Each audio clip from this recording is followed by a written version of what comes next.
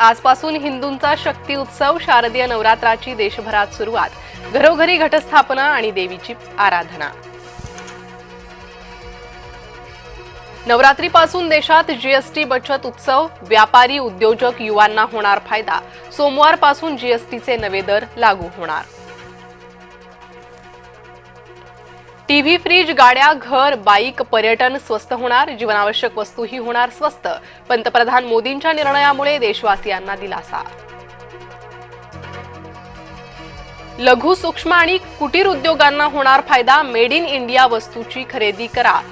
पंतप्रधान नरेंद्र मोदींचं देशवासियांना आवाहन.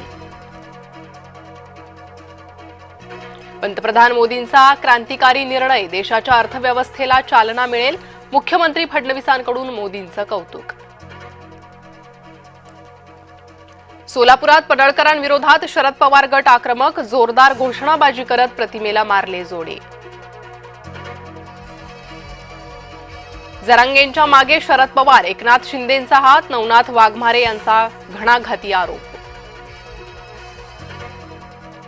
आरक्षण ओबीसी मधूनच घेणार. मनोज जरांगेंचं वक्तव्य. गुरगुर करणाऱ्यांचा हिशोब करू. मनोज जरांगेंचा इशारा. जालन्यात मराठा आंदोलकांकडून सदावर्तेंच्या गाडीवर हल्ल्याचा प्रयत्न. मराठा आंदोलकांना पोलिसांनी घेतलं ताब्यात. लक्ष्मण हाकेंसंदर्भात कथित ऑडिओ क्लिप व्हायरल. हाकेंना पैशांची ऑफर दिल्याचा उल्लेख. हाकेंनी ड्रायव्हरचा यूपीआय नंबर दिल्याचंही नमूद. शिवसेना नेते सदा सरवणकरांच्या वक्तव्यानं वादाची चिन्ह. आमदार असताना 2 कोटी मिळतात तर आमदार नसतानाही 20 कोटी मिळत असल्याचा दावा. परमेश्वरानं उपकार केले, आम्हाला आरक्षण दिलं नाही. केंद्रीय मंत्री नितीन गडकरींच्या वक्तव्याची चर्चा. मी ब्राह्मण, मात्र महाराष्ट्रात ब्राह्मणाला महत्त्व नसल्याचंही विधान.